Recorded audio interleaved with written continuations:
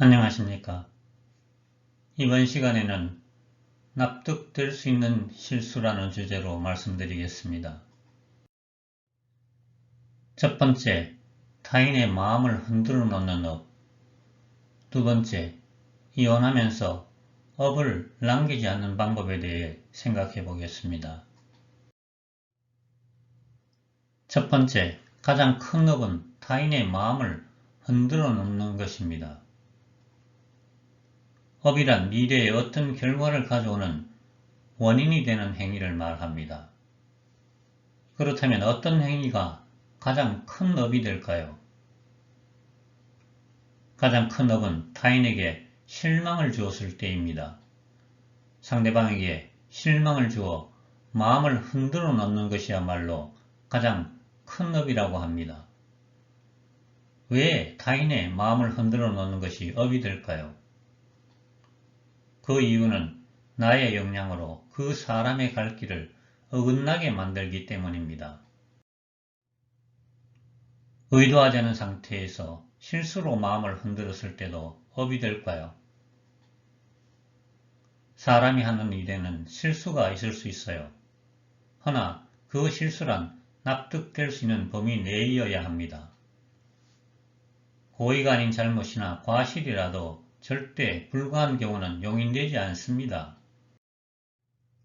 납득될 수 있는 범위라 함은 누구나 저지를 수 있는 정도의 단순한 실수를 말하고 절대 불가한 경우는 재산상에 큰 피해를 입히거나 인명피해를 야기한 경우를 들 수 있을 것입니다. 납득이 되는 경우는 인간으로서 그럴 수도 있다고 생각될 때입니다. 인간이 그럴 수는 없다고 생각되는 경우는 납득이 되지 않으므로 감정을 불러일으키고 타인의 감정을 손상시켜 업이 됩니다. 어떤 실수는 용납되고 어떤 실수는 용납되지 않을까요? 인간은 실수할 수 있어요. 실수란 진정 실수여야지 실수를 가장한 해코지여서는 안 될 것입니다.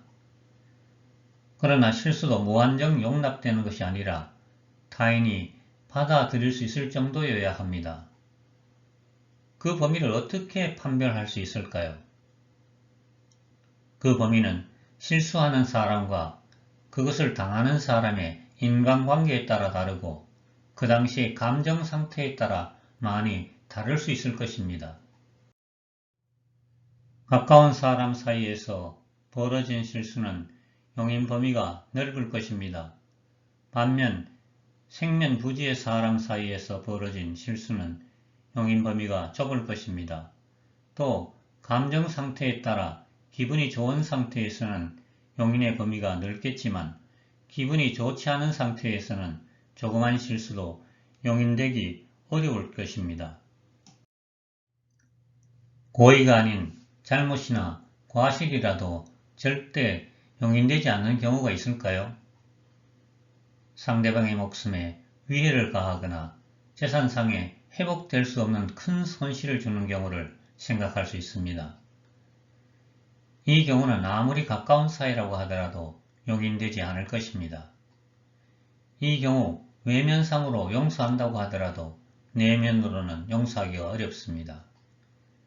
따라서 당하는 사람의 감정을 상하게 하고 그것이 행한 사람에게도 전해져 서로의 감정을 상하게 하므로 진화의 방해 요소가 되기 마련입니다. 감정을 불러 일으키더라도 타인의 진화에 도움이 되는 감정을 불러 일으켜야 합니다. 곱고 아름다운 감정을 불러 일으켜 타인의 감정을 순화하고 힘을 이끌어낼 수 있어야 합니다. 부정적인 감정이라도 추후 복구가 가능하다면 납득할 수 있으나 추후 복구가 불가능한 타인의 감정 손상은 용납이 되지 않으므로 업이 됩니다. 타인의 감정 처리는 중요한 변수입니다. 실수를 통하여 배움을 얻을 수는 없을까요? 실수로 잘못을 저질렀으나 진정 미안한 마음을 가지고 그 잘못을 고치기 위하여 노력하고 그 모습이 너무나 진지하고 아름다워 당사자나 그것을 지켜보는 사람 모두에게 훈훈한 마음이 일어나게 하는 경우가 있습니다.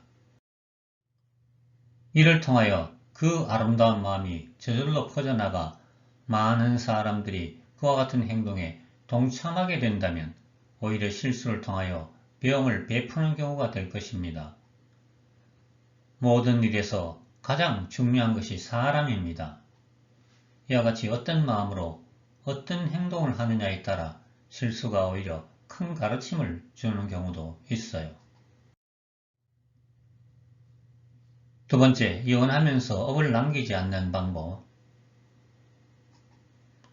요사이 이혼하는 부부가 많습니다.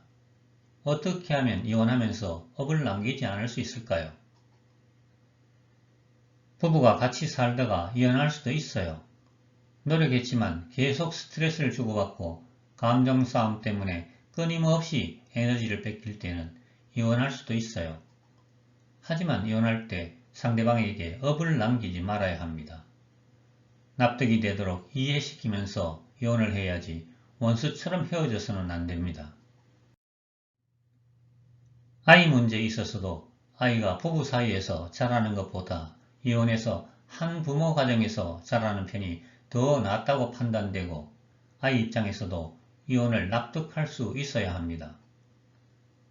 부득이하게 이혼한다 하더라도 이렇게 업을 남기지 않는 선에서 이혼해야 합니다. 어떤 마음으로 어떤 행동을 하느냐에 따라 실수를 통해서도 큰 가르침을 얻을 수 있다고 합니다. 들어주셔서 감사합니다. 다음에는 맺힌 상대방과 직접 풀어라에 대해 이야기하겠습니다.